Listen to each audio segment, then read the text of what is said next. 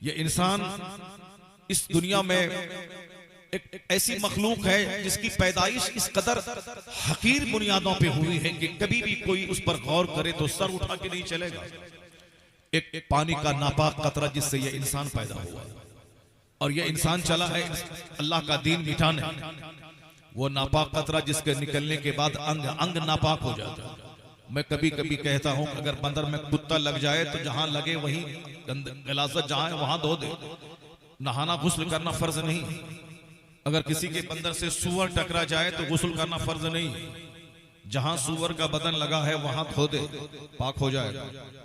अगर कोई बाहर गया खेत मैदान में, उन्होंने पाखाना किया, पानी नहीं था कि धोए, वो गुस्ल करना फर्ज नहीं। वो वहां से घर आए, जहां गंदगी लगी है वहां धो दे, वो पाक हो जाए। अगर किसी ने बाहर में पानी नहीं है पेशाब किया और उस पर गुस्ल फर्ज नहीं है, जहां पेशाब के कतरे लगे हैं उसको धो दे, पाक हो जाए। एक कतरा है जिसके निकलने के बाद अंग अंग नापाक हो जाता है। सर से लेके पांव तक सारे पार्ट्स का धोना फर्ज हो जाता है। वो कौन सा कतरा है? वो कतरा है वह मनी का कतरा जिसके निकलने के बाद सर से लेके पांव तक पूरे जिस्म का धोना फर्ज हो जाता है। अगर सुई की नोक के बराबर भी कहीं जगह खुश्क रही गुस्ल नहीं होगा। तो अब वही उसी कतरे से पैदा होता है यह इंसान, जिस कतरा के निकलने से अंग अंग नापाक होता है। और इसका चर्चा कुरान शरीफ में कई जगहों पे अल्लाह ने किया है। फलियंजुरिल इंसानु मिम्मा खुलिका मिम्मा दाफिक यखरुजु मिन बैनि सुल्बि वत्तराई इन्नहु अला रजइही लकादिर। अल्लाह फरमाता है कि a man should consider in his creation. आदमी को अपनी पैदाइश पे गौर करना चाहिए कि पैदा हुआ कैसे है। अल्लाह कहता है कि एक जंप करता हुआ पानी का कतरा यानी मनी का कतरा कूदता हुआ निकलता है, उछलता हुआ निकलता है। अल्लाह फरमाता है उसी उछलते हुए कतरे से तुम्हारी पैदाइश हुई। वो कतरा जो निकलता है बैनस्सुल्बि वत्तराई यानी बाप की रीढ़ की हड्डी और माँ के सीने की हड्डी से जो कतरा निकलता है, और वह दोनों कतरा शर्मगाहों से गुजरता हुआ यूटेरस बच्चादानी रहम में पहुंचता है। अब फिर वो कतरा 40 दिन तक अपनी असल हालत पे रहता है। फिर अगले 40 दिन के बाद उस कतरे को खून के लोथड़े की शक्ल में बदला जाता है। फिर अगले 40 डेज के बाद उसमें हड्डी का ढांचा तैयार किया जाता है। फिर अगले 40 डेज के बाद उसमें जान डाली जाती है। 120 दिन के बाद जान पड़ती है। 40 दिन एक हालत में, 40 दिन लोथड़े की हालत में, 40 दिन ढांचे नाक नक्शे की हालत में, अगले 40 दिन के बाद उसमें जान पड़ती है। तो 120 दिन के बाद बच्चे में जान पड़ जाती है। फिर उसको मजीद मैच्योरिटी के लिए, ताकि उसकी आंख काम करे, जबान काम करे, उसका ब्रेन काम करे, उसके कान काम करें, तो अल्लाह ताला उसको मजीद 9 महीने तक माँ के शिकम में रखता है। माँ का माहवारी खून, जो इजाफी खून एक औरत के जवान होने के बाद जो हर महीने निकलता है, हामिला होने के बाद उस खून को रोक लिया जाता है ताकि उस खून से बच्चों की परवरिश हो। अब वह खून नाफ की नली के जरिए बच्चे के बदन में जाता है। तो अब आप समझ सकते हैं कि कितनी बुनियाद कमजोर है इस इंसान की। वो माहवारी खून जिसके निकलने के बाद औरत इस कदर नापाक रहती है कि उस हालत में वह नमाज नहीं पढ़ सकती, उस हालत में वह रोजा नहीं रख सकती। रोजा का कज़ा करना उसके लिए जरूरी है माह रमजान के बाद जब वह पाक हो जाए। मगर चूंकि हर महीने की वीकनेस है, इसलिए नमाज उसके उन दोनों की माफ है उसके लिए।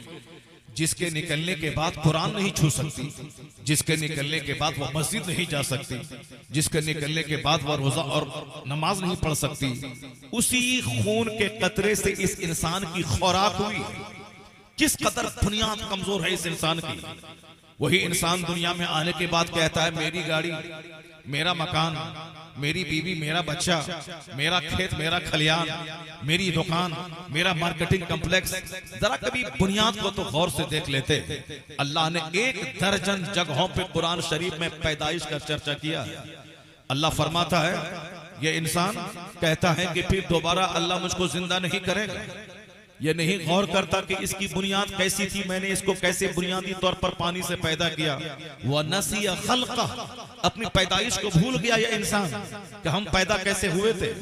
जो अल्लाह ताला पानी के एक कतरे से तुझको पैदा कर सकता है, वो अल्लाह तुम्हें दोबारा मार करके दोबारा जिंदा करके तुमसे हिसाब लेने पर कादिर है। मत इतराना कि हम दुनिया में आए हैं खाने पीने मौज मस्ती करने, मरने के बाद कुछ नहीं होता है, ऐसा नहीं है। कुरान करीम का सबसे बड़ा टॉपिक ये इंसान है। कुरान पाक का सबसे बड़ा उन्वान इस इंसान को क्यों पैदा किया वो मकसद तख्लीक है। कुरान पाक का सबसे बड़ा उन्वान जन्नत और जहन्नम है। कुरान पाक सबसे ज्यादा आखिरत पे बहस करता है। यह इंसान भूल भुलैया और चक्कर में पड़ा हुआ है। जैसे कि मैं खाने के लिए ही पैदा हुआ, एक खाने का मुकाबला है। जैसे कि खाने के लिए पैदा हुआ, एक कपड़े का मुकाबला है। जैसे कि कपड़ा के मुकाबले के लिए पैदा हुआ, एक मकान का मुकाबला है। जो मकान ज़लज़ले में गिरने वाला है, जिस मकान को ये मरने के बाद छोड़ने वाला है, चाहे कल सुबह फजर के बाद इसकी मौत का ऐलान हो, मगर एक मकान का मुकाबला, एक जुनून है। कयामत की निशानी है कि आखिर जमाने में लोगों की अक्लें छीन ली जाएंगी, लोग पागल की तरह करेंगे। जब पागल हो जाएंगे तो जो असल मकसद हयात है अल्लाह की इबादत, उसे भूल के मकान की तामीर जिंदगी का मकसद बना लेगा। शादी ब्याह में नाचना कूदना जिंदगी का मकसद बना लेगा। जिस औरत की उम्र 80 साल हो गई वो भी साहब नीम बरहना होके वो भी नाचने लगती है अपने पोते की शादी में।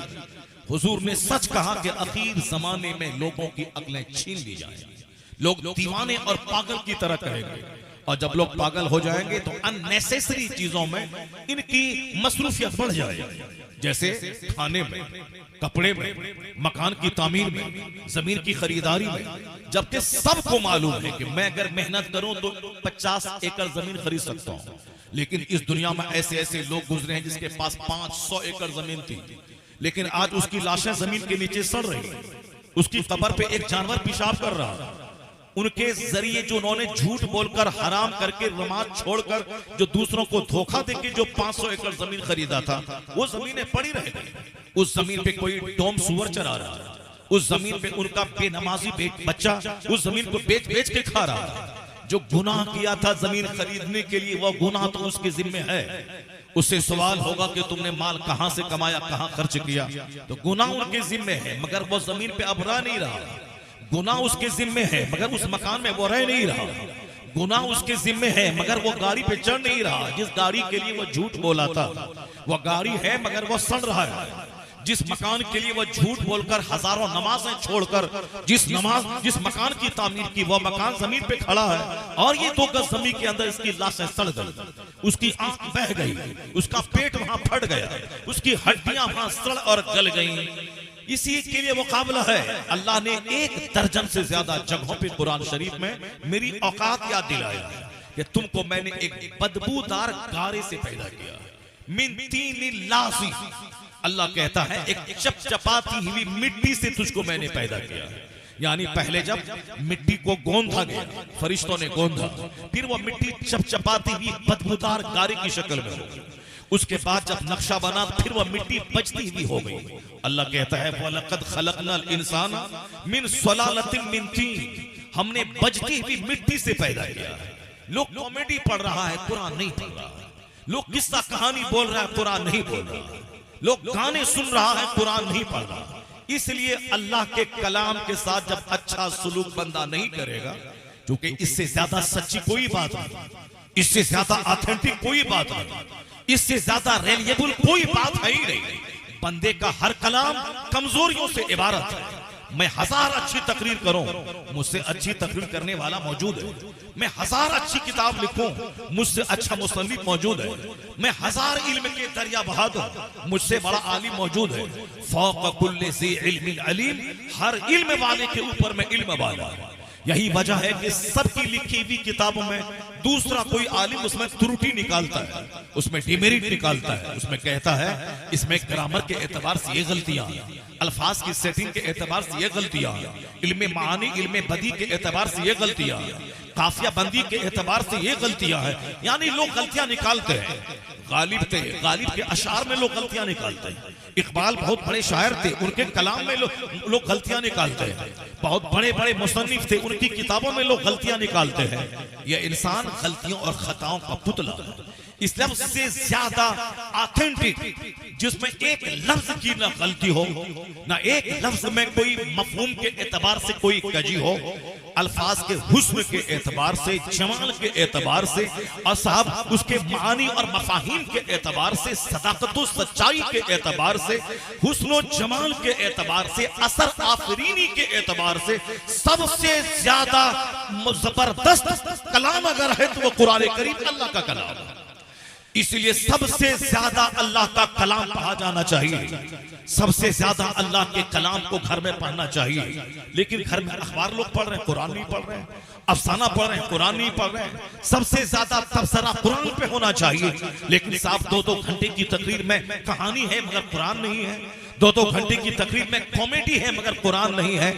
जो कुरान नहीं अच्छा, कुरान से अच्छा सलूक नहीं करेगा। अल्लाह के रसूल ने क्या कहा, इन्नल्लाह यरफउ बिहाज़ल किताब अक़वाम व यदउ बिही आखरीन। अल्लाह इस किताब के जरिए बाज लोगों को बुलंद कर देता है और बाज लोगों को पस्त कर देता है। The Quran has been revealed to decide the fate of the nations. Quran कौमों की तकदीर का फैसला करने आया है कि जो इसे पढ़ेगा, इसके साथ अच्छा सलूक करेगा, उस पर अमल करेगा और फिर ये कुरानी सिस्टम दुनिया में नाफिज करना चाहेगा, वो चाहे बकरी का चराने वाला हो, अल्लाह उसे इज्जतों का ताज बना देगा। चाहे वो साहब रेगिस्तान में रहने वाला हो, अल्लाह उसे इस जमीन का हाकिम बना देगा, जैसे अल्लाह ने हाकिम अरब के लोगों को बना के दिखा दिया। हजरत उमर फारूक आज़म रज़ी अल्लाह तआला अन्हु जब खलीफतुल मुस्लिमीन बने तो एक बार पीछे फौज थी, आप आगे से गुजर रहे थे, एक जगह खड़े होकर नीचे घाटी की तरफ गौर से देखने लगे। लोगों ने पूछा, हुजूर क्या देख रहे हैं? कहा, मैं उस जगह को देख रहा हूं जहां मैं ऊंट चराया करता था, और शाम के वक्त जब मैं ऊंट चरा के घर जाता था तो मेरा बाप खत्ताब कहता था, उमर इब्ने खत्ताब कहता था मेरा बाप कि उमर तू क्या दुनिया में कोई बड़ा काम कर पाएगा, तुझे तो ऊंट चराना तक नहीं आता है, तू दिन भर तुमने ऊंट चराया, ऊंट का पेट तक नहीं भरा, तू क्या दुनिया में कोई बड़ा काम कर पाएगा जबकि तुझे ऊंट चराना तक नहीं आता है। उमर फारूक कहते मैं वही उमर हूं जिसको ऊंट चराना नहीं आता था, लेकिन आज वह उमर पूरी दुनिया के मुसलमानों के उमूर का मालिक है, खलीफतुल मुस्लिमीन है। आखिर किसने इसे खलीफतुल मुस्लिमीन बनाया है? वह उमर जिसने मुस्तफा पे ईमान लाया, कुरान पाक पे ईमान लाया, अल्लाह पर ईमान लाया, मुस्तफा की गुलामी इसी कुरान पाक पर ईमान लाने ने मुझ उस उमर को मुसलमानों का खलीफा और मालिक बना दिया। तो Quran has been revealed to decide the fate of the nation. Quran कौमों की तकदीर का फैसला करने आया है। ऐसा नहीं कुरान सिर्फ मौलवी के पढ़ने की किताब है, कुरान सिर्फ मौलाना के पढ़ने की किताब है, कुरान सिर्फ मुफ्ती साहब के पढ़ने की किताब है। कुरान पाक हर मुसलमान के पढ़ने की किताब है। सबसे ज्यादा मुसलमान पढ़े इसे, फिजिक्स से ज्यादा, केमिस्ट्री से ज्यादा, बायोलॉजी से ज्यादा, एस्ट्रोलॉजी से ज्यादा, एस्ट्रोनॉमी से ज्यादा, क्योंकि सारे उलूम व फनून का फाउंटेन है कुरान, सारे उलूम व फनून का माउंटेन है Quran. The Quran is the mountain of knowledge and wisdom, the Quran is the fountain of knowledge and wisdom. Quran करीम उल्म व फन का पहाड़ है, कुरान करीम इल्म व फन का सरचश्मा है, जहां से उलूम व फनून निकलते हैं वो कुरान पाक व मस्दर है, वो चश्मा है जहां चश्मे से पानी निकलता है। कुरान पाक उलूम व फनून का मस्दर है, उलूम व फनून का मखरज है, उलूम व फनून का कुरान पाक सरचश्मा है जहां से उलूम व फनून निकलते हैं। इसलिए पहले मुसलमानों ने जो पूरी दुनिया में शासन किया वो इसी कुरान करीम की बदौलत किया। इसी कुरान करीम को पढ़ा, इसको समझा और फिर पुरानी निजाम को लेके वो दुनिया में फैल गए। तो जो अल्लाह के कलाम को आम करेगा, जो अल्लाह का कलाम पढ़ेगा, जो अल्लाह के कलाम को समझेगा, जाहिर सी बात है अल्लाह की नवाजिशात उसके साथ होगी। अल्लाह रब्बुल इज्जत अपनी मेहरबानी फरमाएगा, अल्लाह ताला उस पर इनाम की बारिश करेगा। जमीन खुदा की, बंदा पढ़े अखबार, आसमान खुदा का, आसमान के नीचे बंदा रहे और दूसरों की किताब ज्यादा पढ़े, अल्लाह की जमीन पे रहे, दूसरों की बात ज्यादा पढ़े, अल्लाह की दी हुई हवा में सांस ले, दूसरों की बात ज्यादा पढ़े, अल्लाह की दी हुई रोजी खाए और दूसरों की बात ज्यादा माने, उसे तो जलील होना पड़ेगा, उसे तो 1 दर्जन बीमारी में गिरफ्तार होना पड़ेगा, उसे तो 1 दर्जन जिल्लत और रुसवाई में गिरफ्तार होना पड़ेगा।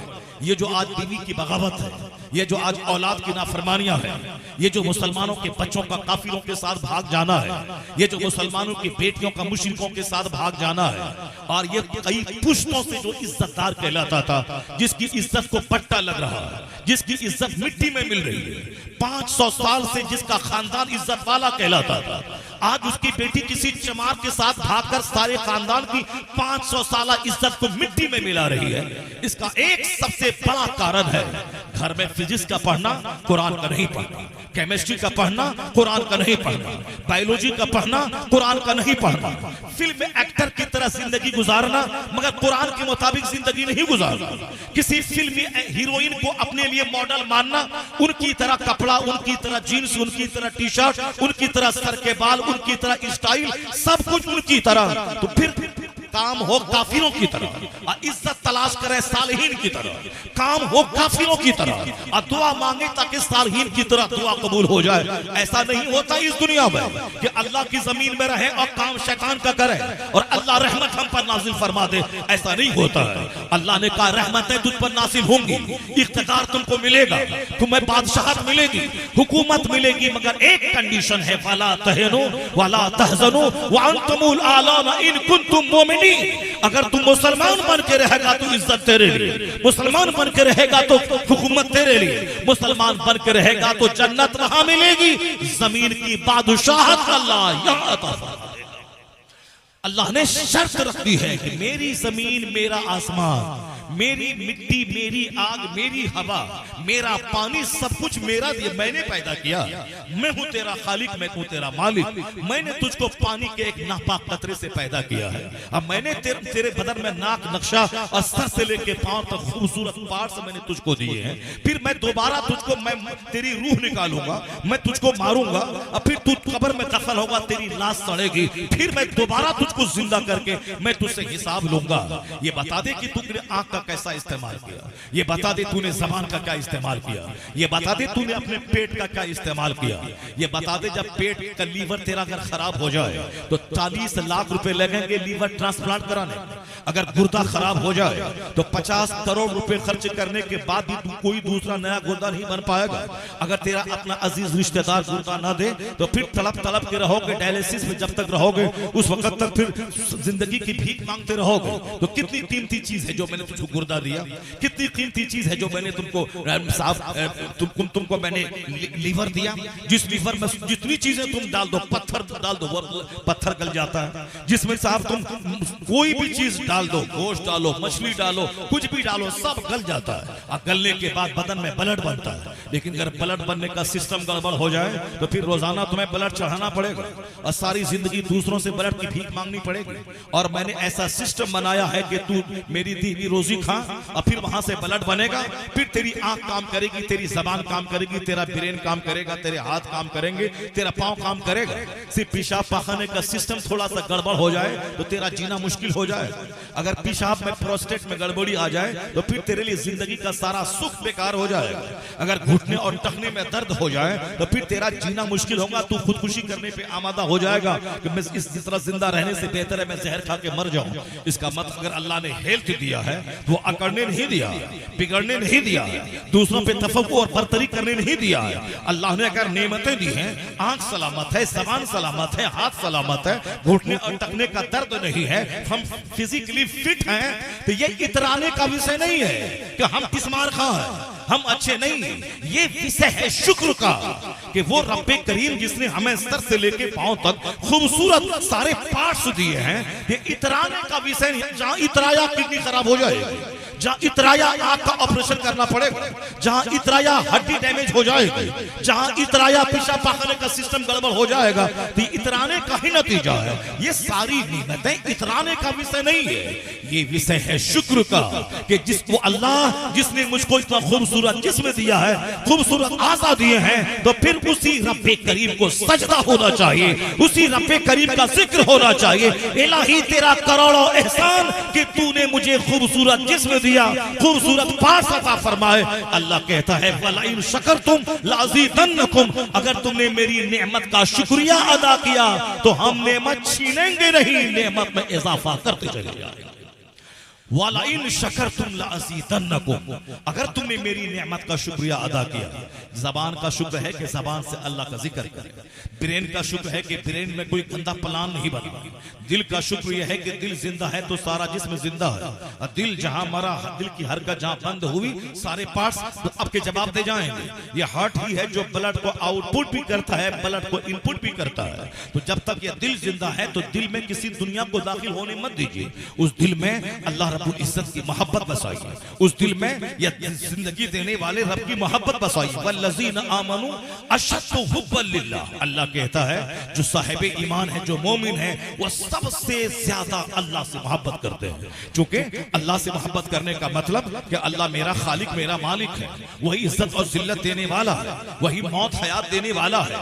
उसी रब्बे करीम ने हमें कुरान करीम अता फरमाया, उसी रब्बे करीम ने हमें मुस्तफा जैसा रहनुमा रसूल, हमें पैगंबर अता फरमाया, उसी रब्बे करीम ने हमें काबा जैसा जबरदस्त किबला अता फरमाया, उसी रब्बे करीम ने हमें बीवी जैसी तस्कीन का सामान हमें अता फरमाया, वही रब्बे करीम जिसने औलाद जैसी दिलों की ठंडक हमारे लिए पैदा फरमाया। यानी जिस तरफ निगाहें दौड़ाएंगे हर तरफ अल्लाह की नेमतों के जलवे नजर आएंगे। तो एक अक्लमंद वो है जो इन नेमतों को देखने के बाद जब वह बाग देखे तो गुरूर नहीं करे, सजदा करे, जब वह पहाड़ देखे बुराई नहीं करे, सजदा करे, जब वह औलाद को देखे घमंड नहीं करे, खुदा को सजदा करे, जब वह बीवी से सुकून पाए घमंड नहीं करे, खुदा को सजदा करे, जब वह 10 रोटी खा के पचा ले गुरूर नहीं करे, खुदा को सजदा करे, जब वह हाथ पांव लेकर कारोबार 16 घंटे दुकान में रह के कारोबार करे तो घमंड नहीं बल्कि उस अल्लाह का शुक्र बजा लाए जिसने हमें आंख दिया, जिसने हमें हाथ काम करने के लिए दिया, हमें पांव चलने के लिए दिया। यानी हर तरफ जो नेमतों की बहारें हैं जिसके बारे में अल्लाह कहता है वइन तउद्दू निअमतल्लाहि ला तुहसूहा, अगर तुम अल्लाह की नेमतों को गिनना चाहोगे तो गिन नहीं पाओगे, बेशुमार नेमत है। जब बंदा 5 वक्त सजदे में सर झुका देता है तो वह एतराफ करता है मालिक मैं बंदा हूँ, तू मेरा खुदा है, मैं आजिज हूँ, तू मुख्तार है, मैं मोहताज हूँ, तू गनी है, मैं जीरो हूँ, तू सब कुछ है। जब इतना बंदा कहता है तो अल्लाह कहता है तूने पेशानी मेरे लिए झुका दिया है, अब मैं तुझे सेहत दूंगा, अब मैं तुझे इज्जत दूंगा, अब मरने के बाद तुझे मैं अपनी जन्नत में जगह दूंगा। और जब यह बंदा इतराने लगता है, जब यह बंदा आंख पे घमंड, चेहरे पे घमंड, औलाद पे घमंड, बीवी पे घमंड, मकान पे घमंड, जवानी पे घमंड, दौलतों पे घमंड करता है, आग तो वहां तैयार है जहन्नम में।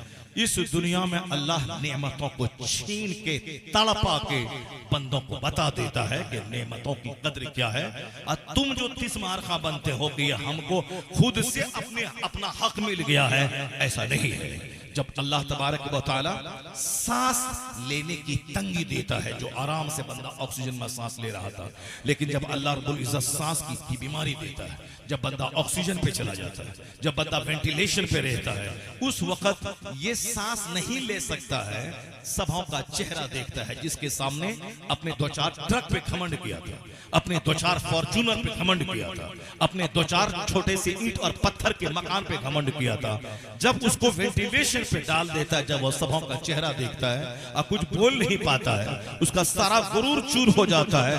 अल्लाह तबारक व तआला उस बंदे को बता देता है कि मेरे बंदे तू तो सोचा था कि माल के जरिए सब कर लेंगे, माल ही सब कुछ है, माल कमाओ, माल रहेगा तो दुनिया झुकेगी, माल रहेगा तो सारे रिश्तेदार आएंगे, माल रहेगा तो मौलाना मौलवी रसीद लेके दरवाजे पे पहुंचेंगे, माल रहेगा तो सारा समाज दरवाजे पे बैठ के चाय पीने के लिए आएगा, माल सब कुछ है।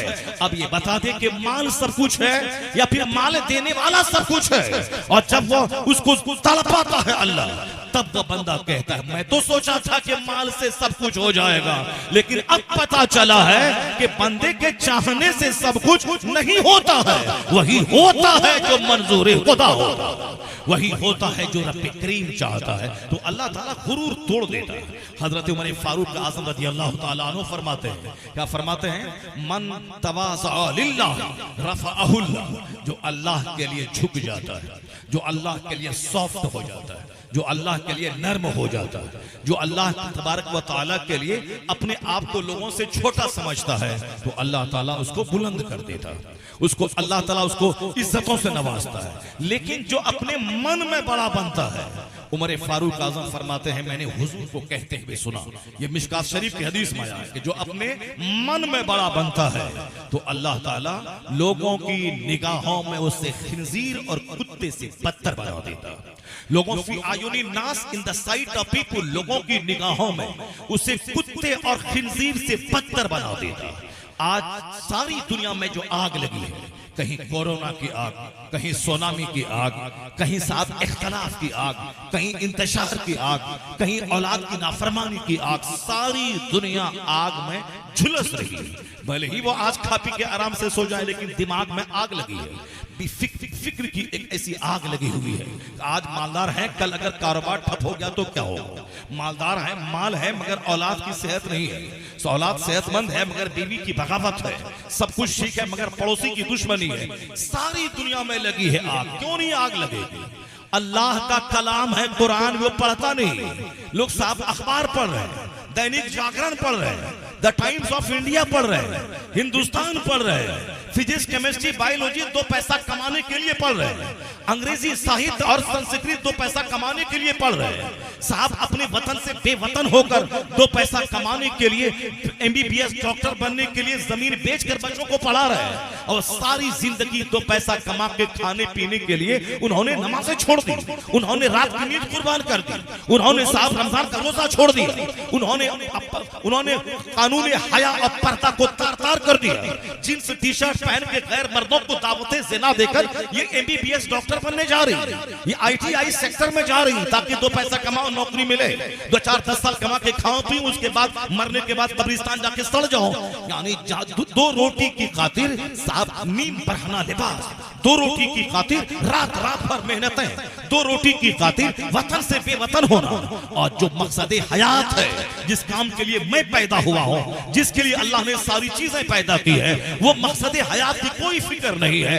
मकसद हयात यही है कि जमीन तुम्हारे लिए, आसमान तुम्हारे लिए, सूरज और चांद तेरे लिए है, ताकि रात की वहशत दूर हो, चांद बनाया, दिन का उजाला ताकि काम काज करो, अल्लाह ने सूरज बनाया, तुम्हें अल्लाह ने जमीन से फसलें पैदा करके खाने के लिए दिया, अल्लाह ने चावल दिया, अल्लाह ने रोटी दी, अल्लाह ने फ्रूट्स दिए, अल्लाह ने वेजिटेबल्स दी, अल्लाह ने सवारी के लिए जानवर दिए, अल्लाह ने तेरे गोश्त के लिए समंदर की मछलियां दे दी, परिंदे दे दिए, जानवर तुझको दे दिए, ताकि इनकी पीठ पर सवारी का काम ले, और जरूरतन इसको ज़बह करके तू पर इसका तू गोश्त खा ले, ये इसके थन का दूध तू पी ले, जानवरों के थनों का दूध, ये जानवरों का गोश्त, ये मछली समंदर का गोश्त, ये सारी चीजें हमारे लिए। अल्लाह नहीं खाता, अल्लाह के फरिश्ते नहीं खाते हैं, ये तुम्हारे लिए है। तेरी तबीयत में है तगय्युर पसंदी, यानी बदल बदल कर चेंजिंग फॉन्डिंग तेरी तबीयत है कि रोटी, सिर्फ रोटी नहीं, चावल भी चाहिए, चावल ही नहीं, चावल के 10 आइटम चाहिए, सिर्फ रोटी नहीं, रोटी के 50 आइटम चाहिए, सिर्फ एक सब्जी आलू नहीं, हमें सीजनल सब वेजिटेबल चाहिए। ये बैगन तेरे लिए, ये खीरा तेरे लिए, ये ककड़ी तेरे लिए, ये अदरक तेरे लिए, ये लहसुन तेरे लिए, ये किसकी ना अल्लाह खाता है ना अल्लाह का फरिश्ता खाता है, ये सब कुछ तेरे लिए है, ताकि तुम अलग अलग चीजें खाओ, कभी आलू खाओ, कभी बैगन खाओ, कभी सीम खाओ, कभी मटर खाओ, कभी दाल खाओ, कभी गोश्त खाओ, कभी मछली खाओ, कभी तुम सेब खाओ, कभी संतरा खाओ, कभी अनार खाओ, कभी केला खाओ, कभी आम खाओ, कभी अमरूद खाओ, कभी नाशपाती खाओ। ये सारे फ्रूट्स लाजवाब है। नाशपाती का जवाब नहीं है, अनार का जवाब नहीं है, सेब का जवाब नहीं है, सेब का, केला का जवाब नहीं है, कैल्शियम का भंडार है केला। लीवर के लिए जबरदस्त, लीवर को इन्फेक्शन से बचाने की एक शानदार चीज है सेब और संतरा। ये अनार, एक अनार 100 बीमार, एक अनार 7 बीमारों का जबरदस्त इलाज है। यानी लीवर को स्ट्रॉन्ग करने, ब्लड को बनाने में अनार का जबरदस्त रोल है। ये अनार लाजवाब, सेब लाजवाब, नाशपाती लाजवाब, अमरूद लाजवाब, पपीता लाजवाब। जो विटामिन का खजाना है, ये अल्लाह नहीं खाता है, अल्लाह का फरिश्ता नहीं खाता है। किसके लिए अल्लाह ने बनाया? ये सारी चीजें ये जनाबे इंसान के लिए अल्लाह ने पैदा किया कि तुम सीजनल फ्रूट खाओ, तुम वेजिटेबल खाओ, और कभी ड्राई फ्रूट खाओ, पिस्ता खाओ, काजू खाओ, किशमिश खाओ। ये ड्राई फ्रूट है, ये सीजनल फ्रूट है, ये एनुअल सब्जी है, ये सीजनल सब्जी है, सब तेरे लिए है, सब तुम खाओ। जब माँ की गोद में रहो तो माँ की छाती का दूध तेरे लिए है, और जब 2 साल के बाद दूध हराम हो जाए तो फिर ये जानवर भैंस का दूध तेरे लिए है या बकरी का दूध तेरे लिए है। 2 साल तक माँ का दूध पियो, और 2 साल के बाद 80 साल के बुढ़ापे तक ये गाय का दूध पियो या भैंस का दूध पियो, ताकि तेरी हड्डी मजबूत होगी। अल्लाह ने क्यों ऐसा किया? एक गाय घास खाती है, घास खाने के बाद एक तरफ पखाना निकलता है, एक तरफ पेशाब निकलता है, एक तरफ गोबर निकलता है, उसी के बीच से अल्लाह साफ शफाफ सेहत बख्श दूध निकालता है। साइंसदानों ने आज रिसर्च किया है यह दूध कहां से निकलता है। साइंसदानों ने रिसर्च किया, यह दूध निकलता है खून के बीच से, यह दूध निकलता है घास और गोबर के बीच से। मगर एक अजूबा दूध है जिसमें सेहत का भंडार है, इसमें सेहत का खजाना है। और यह दूध में न गोबर की लाली है और न इसमें न खून की लाली है, न गोबर का पीलापन, गोबर की बदबू है, और निकलता है उसी दोनों के बीच से। ये निजाम कुदरत है जो इंसान के लिए अल्लाह ने जबरदस्त सामान पैदा किया है। मगर कुरान करीम ने क्या कहा? कुरान कहता है व इन्न लकुम फिल अनआम लइब्रा नुस्कीकुम मिम्मा फी बुतूनिही मिन बैनि फरसिन व दमिन लबनन खालिसन साइगल लिशारिबीन। अल्लाह कहता है इंसान, तुम्हारे लिए इन जानवरों में आंख खुलने की बात है। Undoubtedly for you are tokens, तुम्हारे लिए इस जानवरों में आंख खुलने की बात है। ऐसा नहीं खाया पिया पखाना किया और मर गया, मरदूद कब्र में जाके सड़ गया, इसीलिए हम पैदा हुए हैं। नहीं, कुरान करीम कहता है मैंने तुझको अक्ल दी है ताकि तुम कुरान की आयतों में गौर करो, कायनात में गौर करो, जमीन आसमान पे गौर करो, फिर देखो कि मेरे रब करीम ने कैसा अजूबा कायनात पैदा किया है, मेरे रब करीम ने किस कदर अजूबा दुनिया पैदा की है। जब इस पर गौर करोगे तो फिर घमंड मिटेगा, पेशानी जमीन पे टिक जाएगी, जबान पे दुनिया का जिक्र नहीं, दुनिया बनाने वाले का जिक्र होगा। ये जो आज इंसान गुरूर का पुतला है, शैतानत का पुतला है, शरारत का पुतला है, ज़िना आज दुनिया में चरम सीमा पे है, शराब चरम सीमा पे है। लोग दूध छोड़कर शराब पी रहे हैं, अपनी बीवी छोड़कर ज़िना कर रहे हैं। जवान जवान बेटा साहब दूसरे गर्लफ्रेंड के साथ, जवान बेटियां दूसरे बॉयफ्रेंड के साथ, जवान बाप दूसरी औरत के साथ, जवान माँ दूसरे मर्द के साथ। ये 50 करोड़ का जो घर बनाया है, ये घर बनाया है कि तबाह का कोठा बनाया है कि जिसमें जवान बेटा अलग चैटिंग करे, जवान बेटी अलग चैटिंग करे। ये दुनिया को लोगों ने ज़िना से भर दिया है, दुनिया को लोगों ने शराब से भर दिया है, और ज़िना को बढ़ावा देने के लिए वह चुस्त लिबास। साहब मुरादाबाद चले जाए, मर्दों के लिए कुर्ता पायजामा की दुकानें मिल रही है, हर तरफ औरतों की दुकानें सजी हुई है, यानी नीम बरहना लिबास, मार्केट आबाद है, मर्दों का कपड़ा नहीं मिलता, हर तरफ औरतों के कपड़े हैं। शादी ब्याह में मर्द बेचारा आया है सफेद तौलिया डालकर और सफेद लुंगी सफेद कुर्ता पहनकर। ये औरतें आई हैं साहब सर्क वर्क लिबास पहनकर, लिबास पहनने के बावजूद इनकी गर्दन खुली, इनके हाथ खुले, इनका सारा जिस्म लिबास पहनने के बावजूद नंगा। अब बताएं अगर वहां ज़िना हो जाए इसका कसूरवार कौन है? अगर औरतों की आबरू लूटी जाए इसका जिम्मेदार कौन है? अगर 10 दरिंदे इसको किडनैप करें और 10 बारी से ज़िना करें और फिर औरत को ज़बह करके 50 टुकड़ों में नदी में डाल दें, इसका जिम्मेदार कौन है? इसका जिम्मेदार है वो, इसका जिम्मेदार है चुस्त लिबास, इसका जिम्मेदार है बेपर्दगी, इसका जिम्मेदार है बेहयाई, इसका जिम्मेदार है मर्द औरत दोनों का आपस में इख्तिलाफ। ये साहब फैशन के नाम पे मर्द बेचारा लुंगी कुर्ता तौलिया पहने हुआ और इस तरफ साहब लिबास के अंबार लगे हैं जो है पर्दे की चीज। हमने उसको घर से बाहर निकाला, जिसके बारे में अल्लाह कहता है तरना फी बयूतिकुन्ना वला तबर्रजना तबर्रुजल जाहिलिया। जो हमारा पैदा करने वाला है, वो पैदा करने वाला खुदा क्या कहता है? ए औरतों तुम घर में ठहरी रहो, आवारा औरतों की तरह मारे मारे मत फिरती रहो, दौरे जाहिलियत की खातून की तरह तू पर्दे में रहो। अल्लाह पैदा करने वाला कुछ कह रहा और हमने अपने जवान बेटियों को साथ लेके शादी ब्याह की महफिलों को ज़िना की महफिलों में तब्दील कर दिया। और कल अगर अल्लाह का अजाब नासिल हो कोरोना की सूरत में, ये भागेंगे अल्लाह कहाँ है, रसूलुल्लाह कहाँ है, गौसे आजम कहाँ है। बुजुर्गों ने कहा है मत बोल अल्लाह कहाँ है, मत बोल रसूलुल्लाह कहाँ है, या बोल के तू कहाँ खड़ा है, तेरी तहजीब कहाँ है, तेरा कल्चर कहाँ है। तू बदल गया तो फिर तू ज़हमतों में पड़ गया। आज भी आवाज आ रही है, तू बदल जा, अपना किरदार बदल ले, अपना कैरेक्टर बदल ले, तू सच्चा मोहम्मदी बन जा। और तू हाथ नहीं भी उठाएगा तो अल्लाह तुझ पर रहमतों की बारिश फरमा देगा कि मोहम्मद से वफा तूने तो हम तेरे हैं। ये जहां चीज है क्या लौहो कलम तेरे, सारी चीजें तुम्हारे लिए।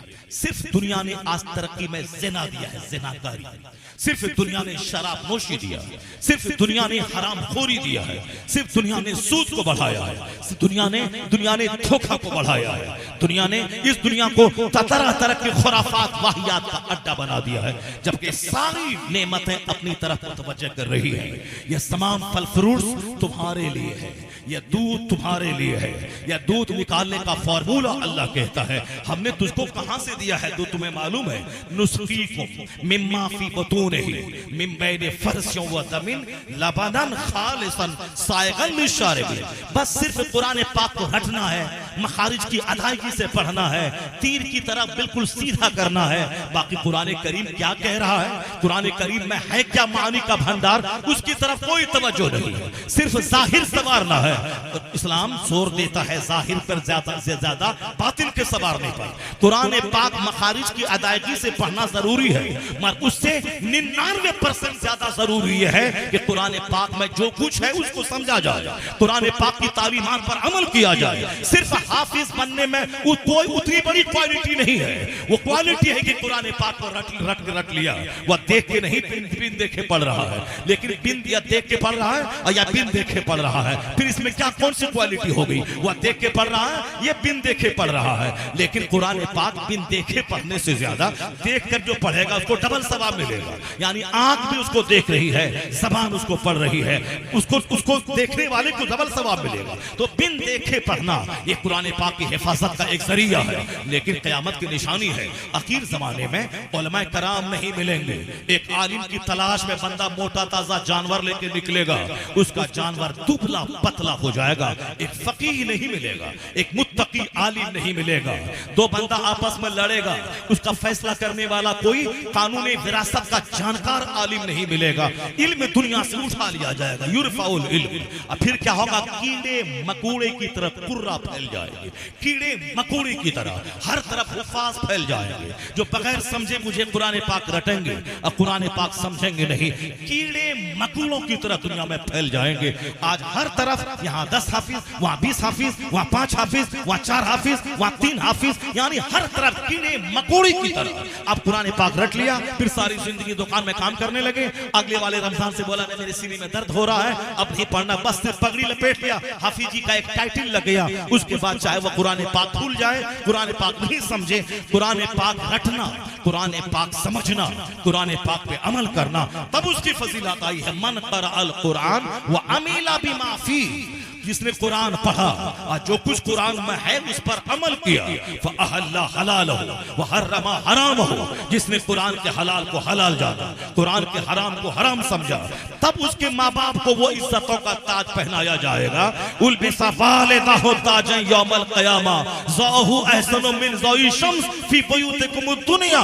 तब फरमाते हैं सरकार, उनके माँ बाप को वो इज्जतों का ताज पहनाया जाएगा जिसकी चमक के सामने दुनिया के सूरज की रोशनी फीकी पड़ जाएगी। किसके लिए? जो कुरान पढ़ेगा उस पर अमल करेगा। मन क़रअल कुरान व अमिला बिमा फी, जिसने कुरान पाक पर अमल किया, इसके हलाल को हलाल जाना, इसके हराम को हराम जाना। मुत्तकी फकीह दुनिया में नहीं मिलेंगे।